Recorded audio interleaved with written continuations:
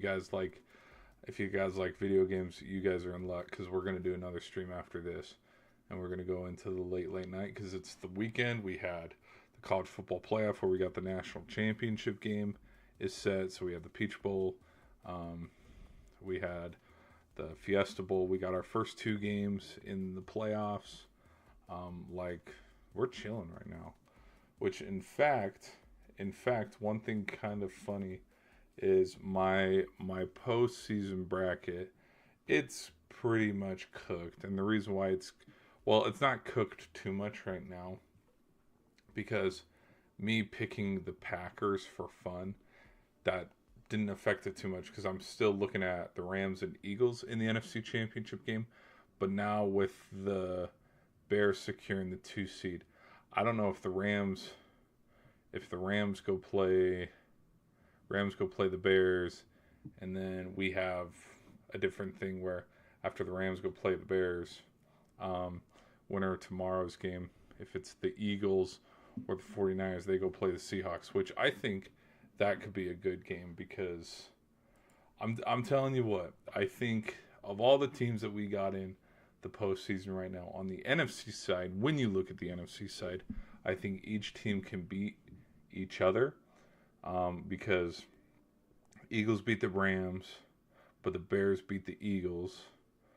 49ers have beat both the Rams and the Seahawks, but the Seahawks have beat the Rams. Like everybody can beat everybody, which as how football is, that's a cool stat to look at. It makes parity just that much better when we're trying to get into these things.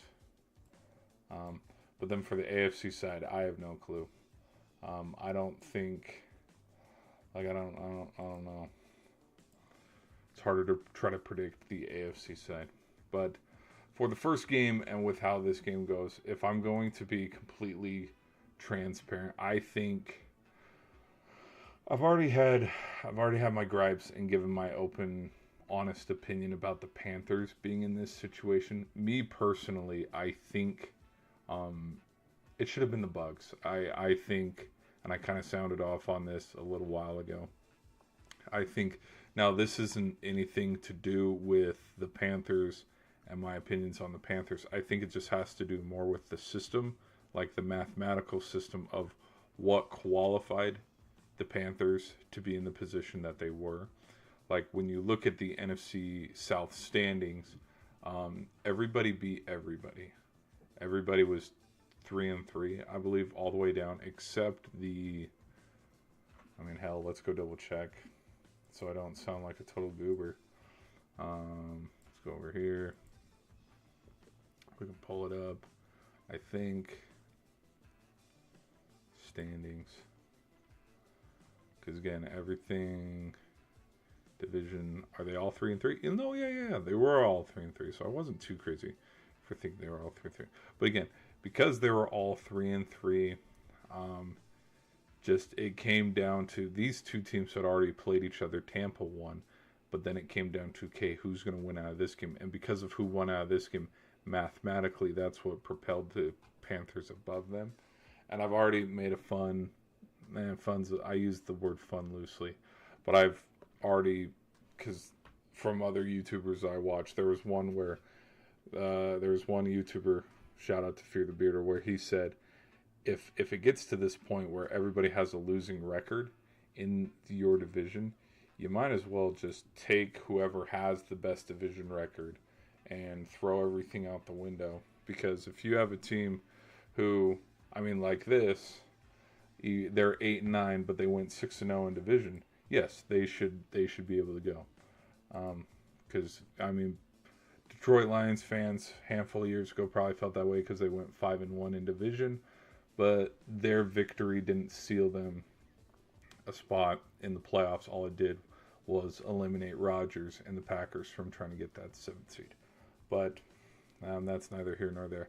So again, I had thoughts about why the Panthers were even in this spot. I think it would have been better if the Bucks were there, but I think with how closely, if I'm going to be honest, I think with the fact that Carolina beat the Rams, that's probably why they got to go, because maybe that factored into the mathematical equation of, okay, well, who strength of schedule, like who had a better win, points. You see what I mean? Like the other mathematics side of things, which it is what it is.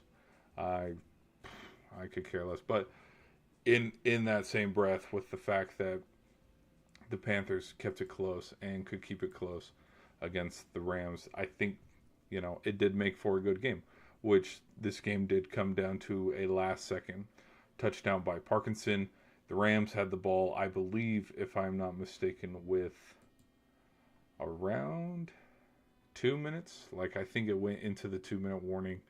But then Matthew Stafford called upon to, hey, give us a last second drive here, put this thing on ice. Let's get out of here. Let's get a win here. Because the other thing too is they blew a lead, and they blew a lead hard. One thing that I was kind of a little on is I think people are going to talk about it probably even more than Ole Miss and Miami last night, because there's a lot of talk around the town that there was a little bit of foul play going on, which I'll let you guys be the judges of that.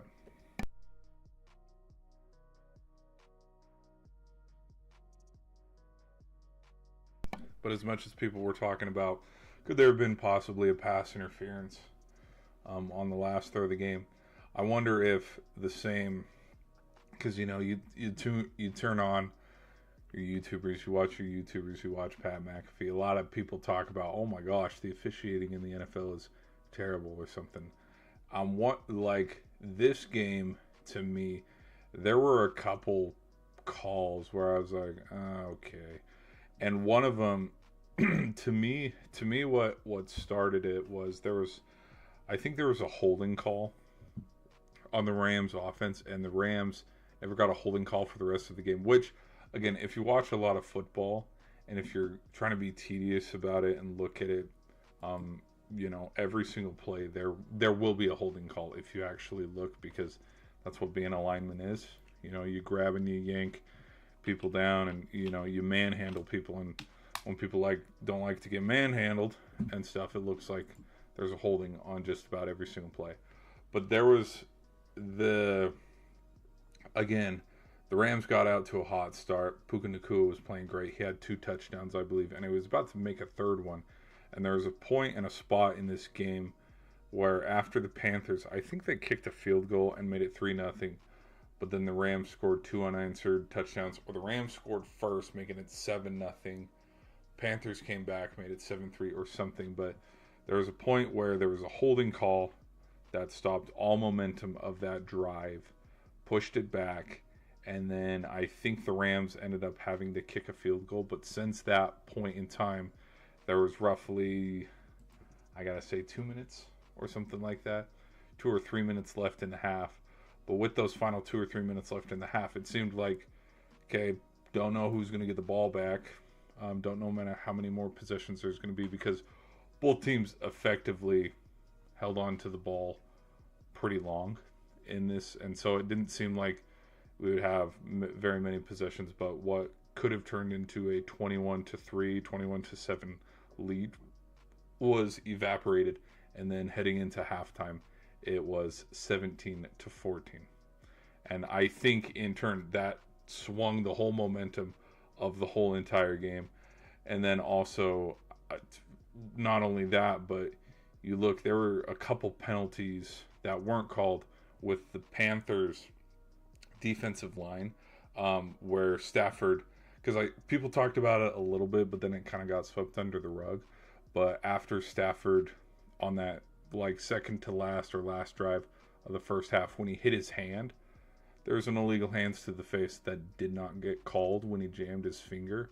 Which, watching this game, the second that play happened, I was like, oh my hell, this is where the Rams lose. You hurt your throwing hand. This isn't, Stafford's getting a little older with the age. It's not like he's prime Justin Herbert or Josh Allen, where he's still young and he's got Eddie Anthem in his veins.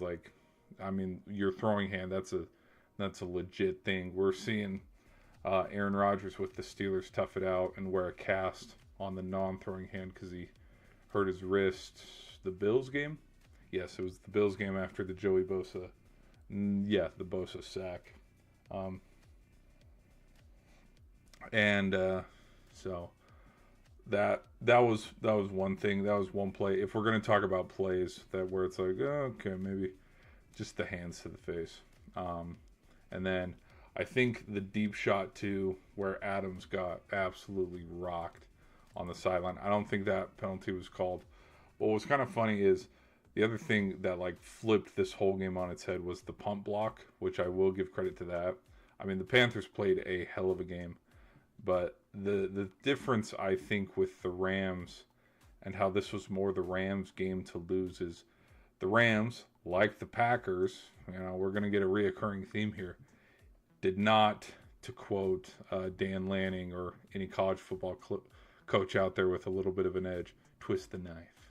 And the reason why I say that is because, again, you looked at how the Rams front seven got after it.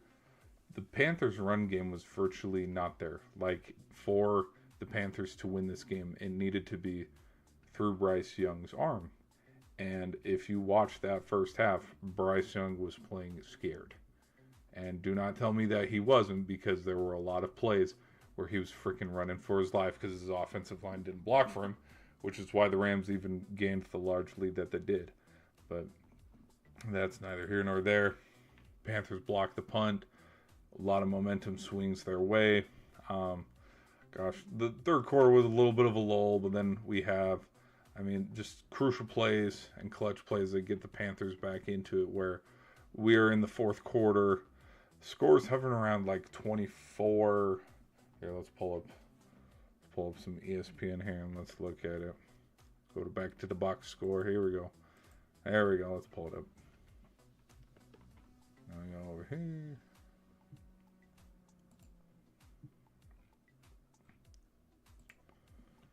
Right around. Yeah. This touchdown right. So again, like what could have, with this field goal, you put, what could have been 21-7 heading into halftime turned around. And also there is a pass interference call that was pretty, I don't know, a little out of reach here. The officiating was not the best in this one, but right here in the fourth quarter, Hubbard, Coker, just Panthers crawled back into it. And then what looked like, you can even look at the little fun spike thing here where it's like, woo. Yeah, the Panthers had no lead at any point in this game until fourth quarter.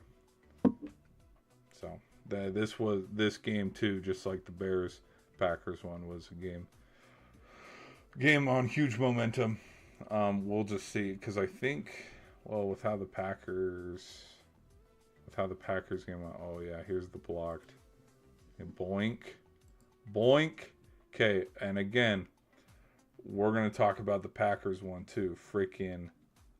There's 4 minutes left in the game and they were up by 11. They freaking choked that game. I'm willing to admit that. Like, where's their... Look at this. One touchdown. The fact that with how they started, where they were up 21-3, and they don't score again till the fourth quarter, that is why the Packers lost this game. Because we freaking stink. That was bad.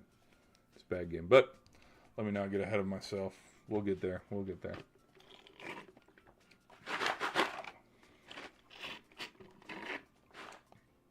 All right. Because where was...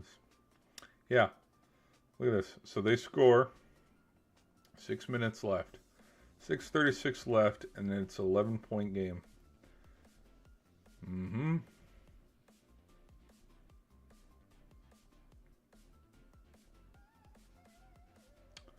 Caleb Williams' first passing touchdown of 2 in the fourth quarter. 4 minutes left, and we couldn't hold an 11-point lead. That's some bad news bears, for lack of a better term. All right. But now I want to know. I want to know what love is. I want you to. Okay, here we go. I wonder who. Okay, so if the Eagles win, because this is already determined, and the Rams are the 5 seed. So if the Eagles win, Rams go here. If the Niners win, Rams go here. Oh, okay. So this game does actually determine divisional matchup. Oh, okay. What would the Eagles have lost to the Bears? The Bears beat the Eagles in Philly. 49ers have beat the Bears though. We're having the Bears. I picked Eagles personally, because there's parts of me that think, I know they've played the whole season without them, but dude, you look at the 49ers defense and how many points both teams, Bears and 49ers, and you see how many touchdowns their defense gave up in both the games. Like, you know, there will come a time for these teams where injuries on their defense to their defensive stars, like, it will add up. I don't know. I'm still leaning towards the Eagles. So then that would have Rams go here, Eagles go here. Then I'm still leaning Eagles and Rams meeting up here in the NFC Championship game. I could be wrong. Hold on, I gotta sneeze.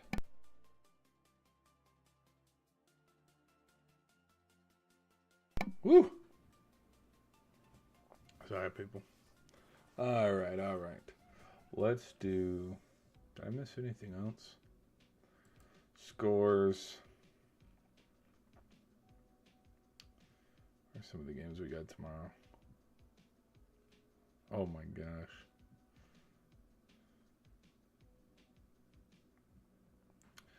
Huge games. For all the marbles, man. Yeah, I think there's parts of me that whoever wins this game will be playing the Rams in the NFC Championship game. That's my take. That's my hot take. I don't think the Seahawks are crushing anybody. That's my hot take. Yeah, you can crush them in the regular season, but I mean, playoffs are a whole nother animal. And clearly so. You beat them in the regular season, playoffs come around, playoffs are a whole nother animal. But one thing that the Rams do need to clean up is, I mean, the point surges. I mean, explosive second half ending for the Panthers and an explosive fourth quarter ending for the Panthers. Like, they literally just let them hang around. What's this play? Again, I did not watch the game. Oh my gosh. That was Jordan Love. Jordan Love had 4 touchdowns in this game too. So it's not like Jordan Love had a terrible game. Okay, I guess we're going to talk about the Packers game now. Okay, what was the win probability? Yeah, 95 effing %. Look at this crap. Look at this garbage here. 95% and we lose. I just don't care. I literally don't. Like, look at this. 2 turnovers. Capitalized on turnovers. Red zone, fine. 4th downs, fine. 3rd downs, pretty even. 6 for 15, 10 for 19, like, pretty even. But again, how in the world, after going up 21-3, do you just let Chicago hang around? And not only hang around, like, in the 4th quarter after Santos' field goal, it was still 21-9. Okay, Swift has a touchdown, whatever, 21-16, make it close, okay, whatever. Like, the Bears this is exactly how the regular season game went for the Packers and the Bears, which I even said, hey, watch this with an asterisk because Jordan Love's not playing. And wouldn't you know, when Jordan Love was playing, he threw for 4 touchdowns, and the performance for the Packers was much better, even though they stinking lost. So, let me get a quick swig here.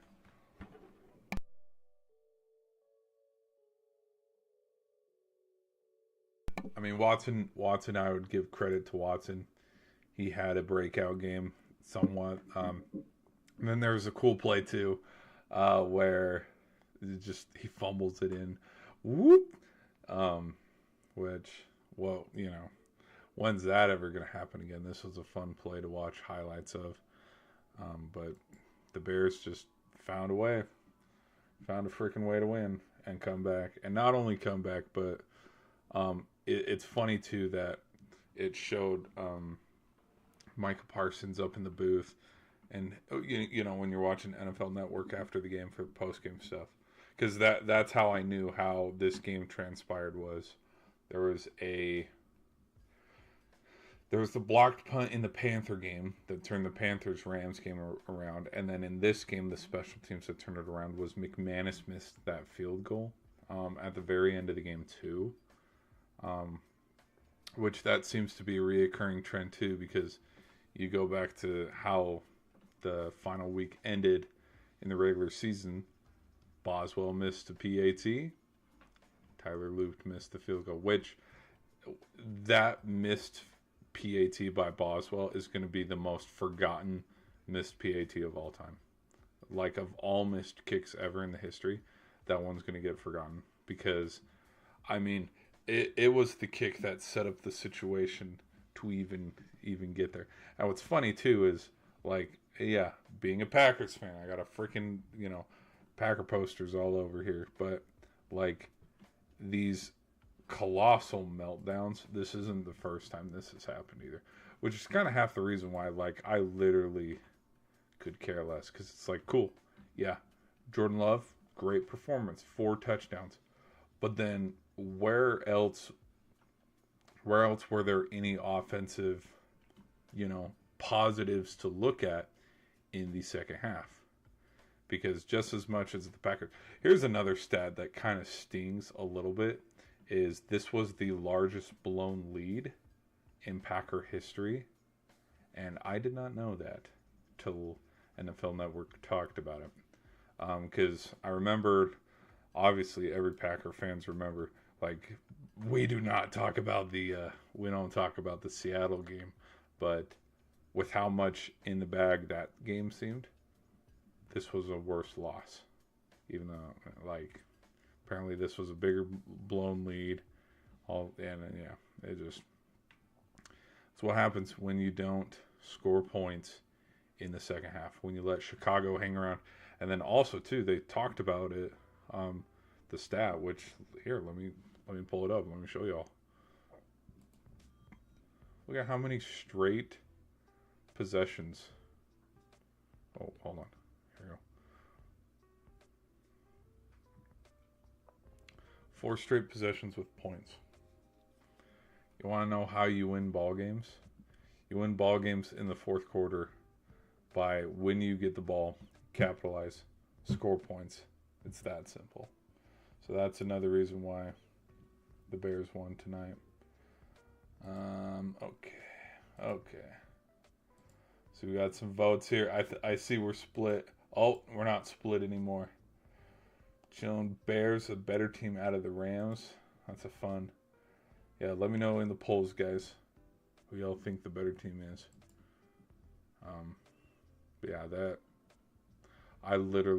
That's kind of honestly the only reaction I have. I do, and with playoff, here's the other thing too, with Caleb Williams' young career, I like how they've given him the nickname Iceman. Like, I think it's kind of funny, just considering how the last 2 games have gone with Chicago and Green Bay.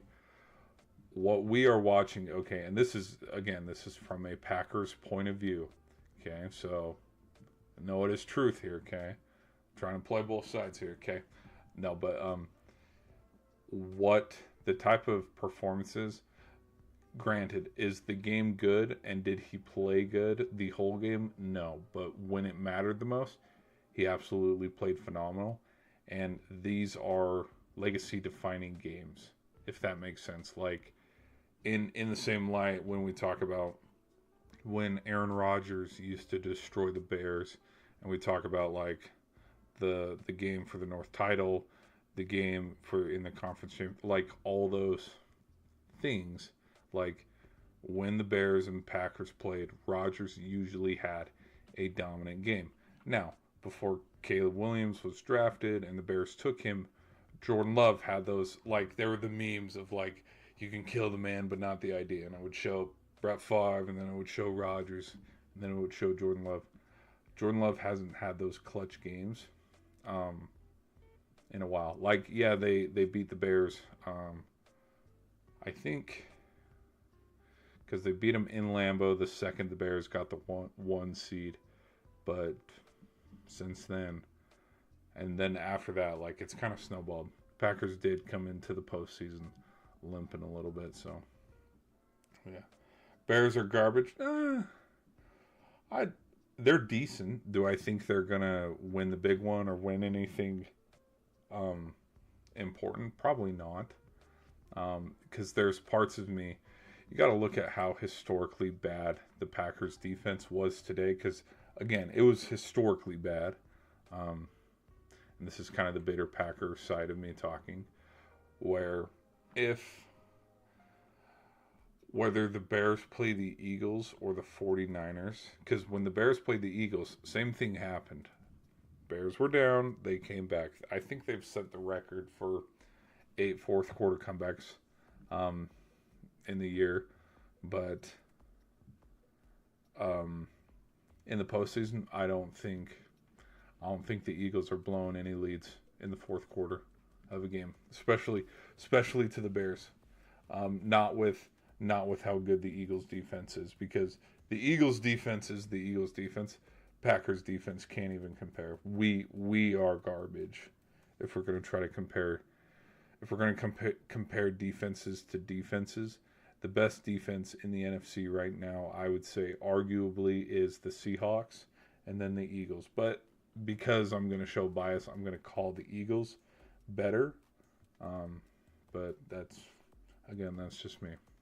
So we got a missed kick from the Packers, and then that's all she wrote. Williams and the boys marched down the field, and then highlight reel after highlight reel. Like, I haven't even talked about the Colson Loveland catch that Williams threw, like, off of his back foot fadeaway while getting lit up, by a defender. Just, again, he's coming up clutch, which, if I bet USC fans know this feeling because they've watched him since college. Like, Caleb Williams has been that dude. He has had really good games with USC. Now, did I watch the Bears and his rookie year to a T back in 2024? No, I didn't, because, again, it's a lot, because we see rookies have phenomenal seasons, and then we see them have that sophomore slump, which maybe he breaks that curse of sophomore slumps. But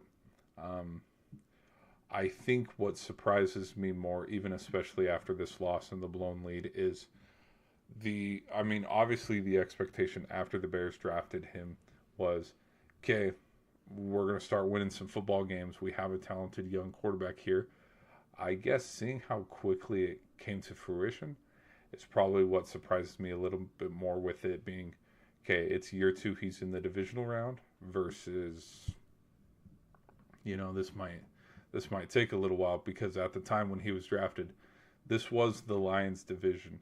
And that's something that maybe us as Packer fans, we got to start having a tough conversation. And that tough conversation is, hey, Jordan Love hasn't won the division yet as the starting quarterback.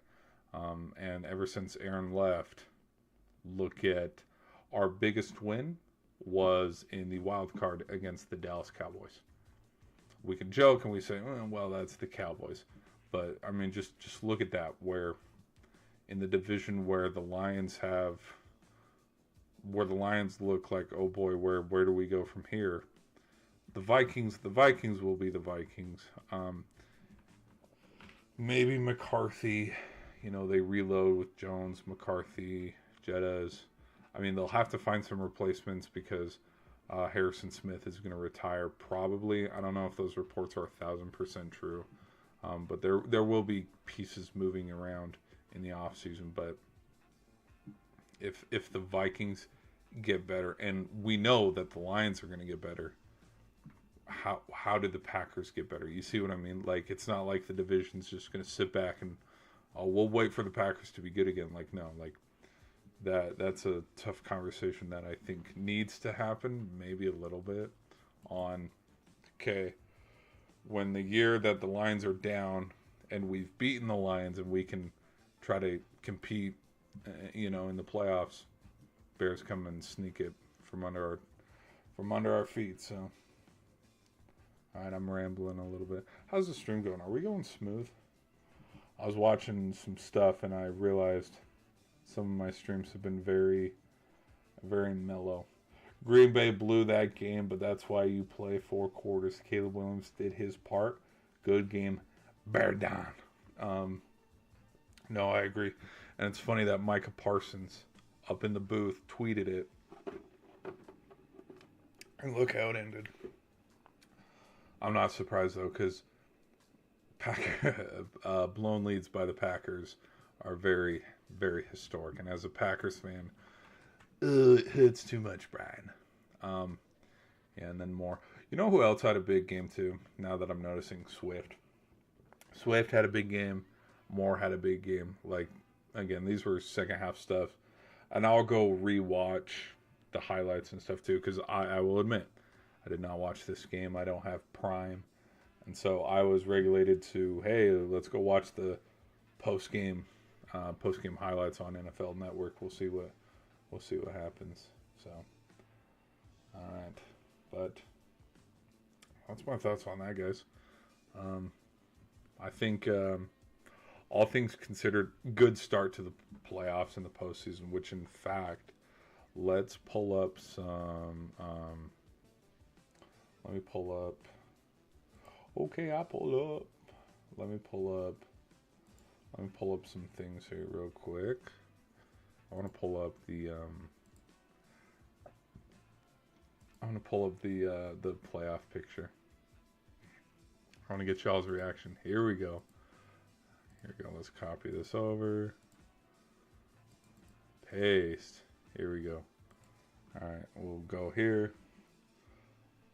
Ugh, that looks nasty. There we go. That looks much better.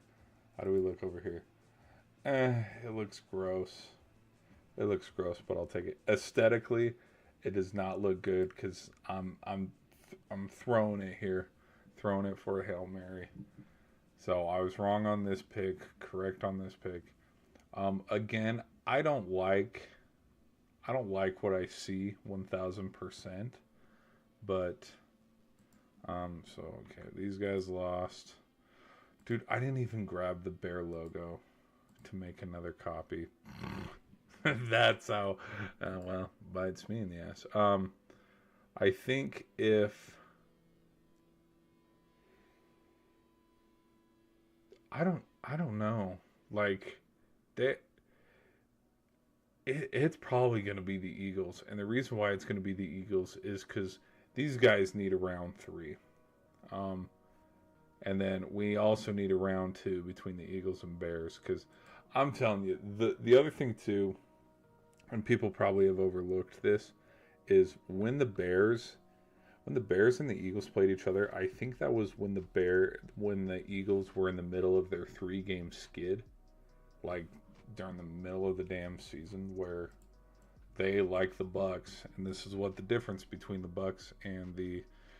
I already have a tab open. This is the difference between the Eagles and the Buccaneers is. when Philly, because I think Philly started. Yep, look at that. So after this, hold on, let's go to schedule.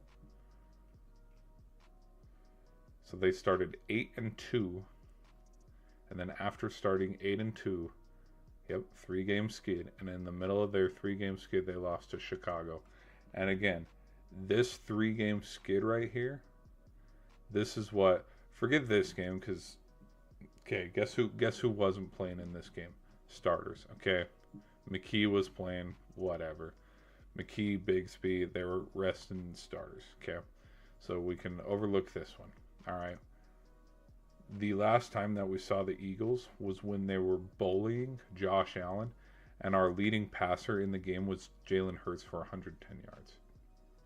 So everybody, associated the Eagles' whole season based solely off these 3 games of them losing and writing them off and being like, oh my gosh, they suck, they're not going to get anywhere. When in reality, here's what's going to happen. They went through their 3-game skid. It's the playoffs. It's a whole nother animal. Do we remember how dominant the Eagles were last postseason, where Barkley just turned it on? Because he had, I think, 6 touchdowns alone in the postseason, in the wild card divisional and the conference championship, which he was so dominant and had so many touchdowns in the postseason that Kansas City's defensive game plan was to try to stop the run, which opened up the passing game for Hurts, which is why, A.J. Brown had one, Goddard had one, Smith had one, and it's why the Eagles blew out the Chiefs, because they could not stop the pass. Green Bay must have ate some spoiled cheese at halftime. That's why the fans are sick. There's always next season. Oh, there ain't no next season, bro. I'm done with this shit. No. I think there might be. Well, we'll see what kind of changes they make. But in the term of like, there's always next, like, yeah, because the Packers, you look at. Okay, let's try to look at all the teams in the NFC. Okay, standings. Here we go. Okay, teams in the NFC that I thought were going to the playoffs. Eagles, Rams, 49ers, Packers, so there's 4. Lions, 5. Tampa, 6. And I had Washington at 7. Okay, here's the thing. Packers are going to be better than the Cardinals. I don't know if they're going to be better than the Giants. I think with a healthy Giants squad, because the thing that people have already forgotten, Giants fans haven't, is Giants. Okay, it was after the Eagles. It was the Eagles' first loss, because the Eagles, when they had their losses this season, it was in patterns. The first time it was 2-game skid. One was against the Broncos. The other one was against the Giants. But then, the 3-game loss to the Cowboys. And anyways, Dart and Scadaboo played phenomenal in those games. And I think if you have a healthy Malik Neighbors, healthy Scadaboo, healthy team, and you're not firing your coach during the middle of the season, I think you're going to win some ball games. And do I think you're going to compete for the East and beat the Eagles? Probably not. Maybe Washington, and probably most definitely the Cowboys.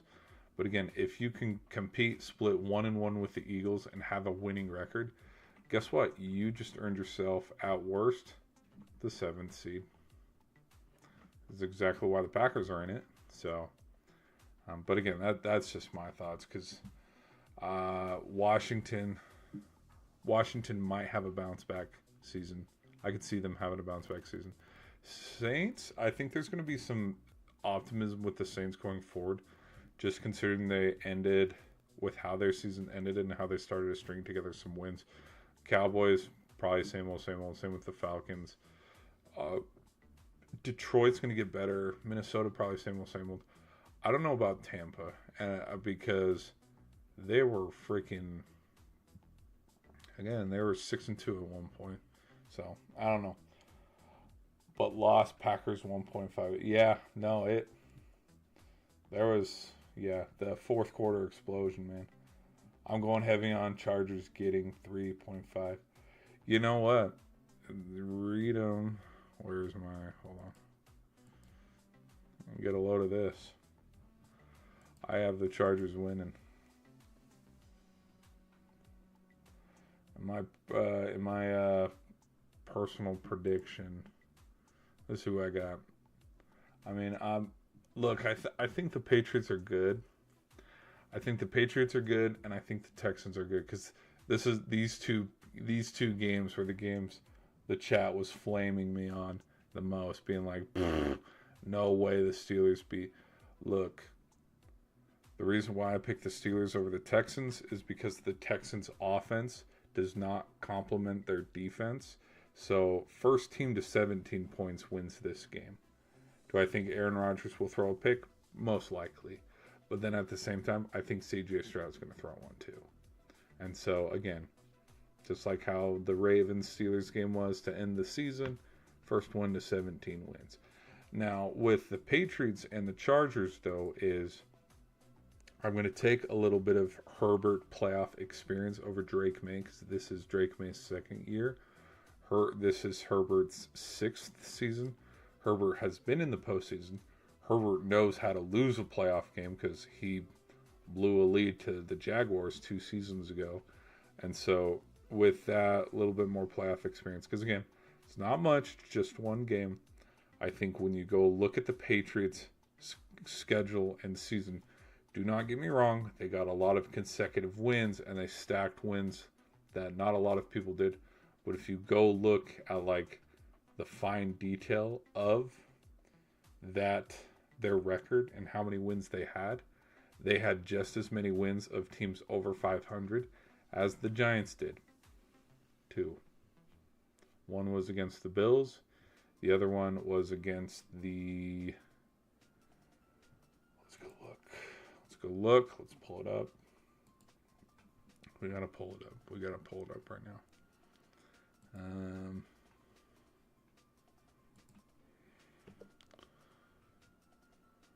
Bills and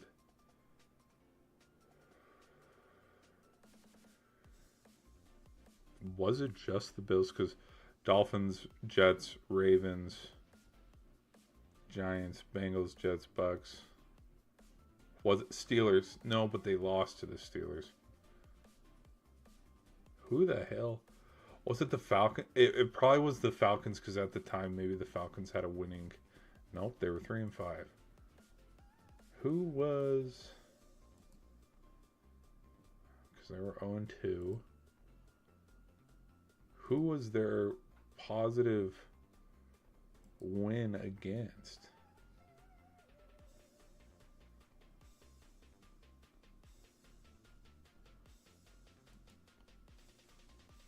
No, 7-10, not a positive.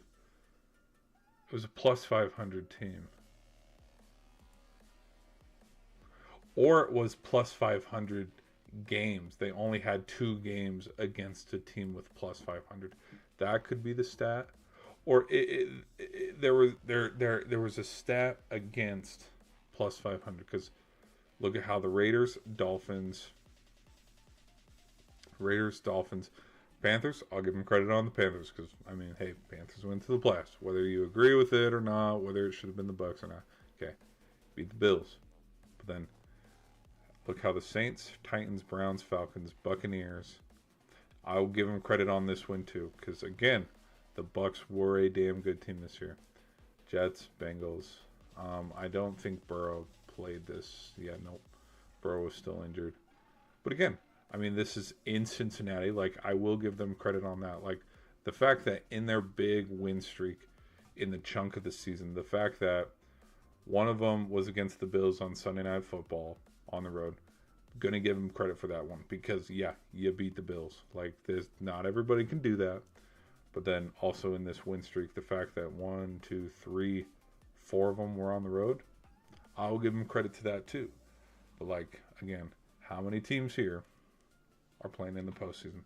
They're not. And so with that, That's why when we go over here, I seem a little crazy when I'm saying you compare schedules, you know, the games where we're getting tested and it's close and it's ugly games because we're playing teams that can beat us or playing teams that we have lost to. That's why delusionally I'm picking the Chargers. Stafford did not play his A game today too. Well, no, which in fact, I mean, I kind of skipped over in my own personal review to the game. How Stafford played today, um, like obviously they got after it there at the very beginning. I mean, Puka had a good game. Parkinson had a good game. Adams had a good game. The second quarter, and third quarter, he played so just lull. He was a lull of himself. But then when when the fourth quarter, and that's what was so crazy about the fourth quarter is he only had one touchdown and I think like 90 something yards in the whole first half, but in the fourth quarter alone he had two touchdowns and I think 140 through the air. I could be wrong. What do I think about what do I think about the Eagles 49ers tomorrow? Well, I'll tell you what I think. I think winner of that is probably winner of that's probably going to the Super Bowl. Probably. Because I think winner of that game, winner of Eagles 49ers is definitely going to go play the Rams in the NFC Championship for my own personal prediction. But I could also see the winner of this game. Personally, I'm picking the Eagles. I think the Eagles defense has hit their stride at the right time. And with how many injuries the 49ers defense has, now again, they've played the whole season without Bosa. They've played a majority of their season without, not Bobby Wagner, Fred Warner. I mean, with the guys that left in the offseason to other teams like the Saints, the Titans, the Colts, like the core defensive guys that were with the 49ers when they went on those Super Bowl and deep playoff runs, they're not there anymore. They're just not. But I do think it's a good game. I think that because the 49ers offensive run game has been virtually absent the whole season, I kind of think this game is going to turn into a pass game from Brock Purdy, and the 49ers are going to try to have to beat him through the air. And if the Eagles can shut down Christian McCaffrey, this game's wrapped up because Jennings isn't going to beat the Eagles. Ayuk's not even playing in this game. He's been virtually absent all season. But like Kittle can't take. Okay, pause. But Kittle can't take the load how McCaffrey can, because you look at the Colts game, you look at the Seahawks game the first time they played, when Mac Jones was covering for Purdy because Purdy was injured.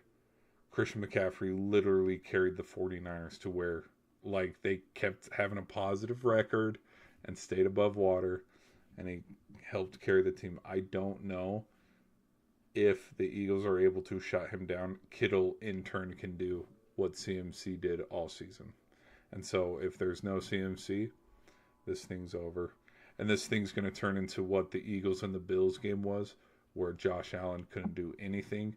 Neither could Hurts or Saquon on the Eagles' offensive side of the ball, but just turned into a field goal game. And, okay, whichever team misses first. Can Philly score 30 points? Yes, they can. Now, fun fact, because you brought that up, let's go look it up. I don't actually know if they did score 30 points this season. But because I'm curious, let's go look. I think they can score 30 points. But Barkley has to have a damn good game. Okay, that was a setup because they... Oh, okay, they've won... 2... 3... 4... It's the Raiders. It's the Raiders. Let's relax here. 3. They've scored 30 points 3 times this season. So, do I think they're going to score 30 points against the 49ers? Probably. I would not be surprised if they score 30 points against the 49ers defense, because you look at how many points the Bears offense put up on the 49ers on Sunday Night Football a couple weeks ago. But then also look how many points the Bears put up on the Packers tonight too, when the game looked over. But yeah, I think I'm rooting for Philadelphia, but if the 49ers win, it will be because Purdy or CMC have a legacy game, and Hurts is a shell of himself, plays like how he played against the Broncos or the Cowboys or the Bears when they played on Black Friday. Which that might be what this is we might have a rematch of when these two played a couple weeks ago, and then a rematch of when these two played on Black Friday. That might be what it looks like. So I don't know. All right, but that's all my thoughts, guys. Hope you guys enjoyed the stream. We're gonna do a gaming stream here. So I lost big on the Niners last game, so I'm taking the Eagles. Yeah, no, that Bears. Yeah, that game was wild. But people on the shorts end, we're gonna do a hard out. But thank you guys for being here. I see too. We think the Bears are better than the Rams, which we might discuss that later. Because in my own personal opinion, I think the Rams are better than the Bears, but that's just me. But yeah, we'll see you guys next time.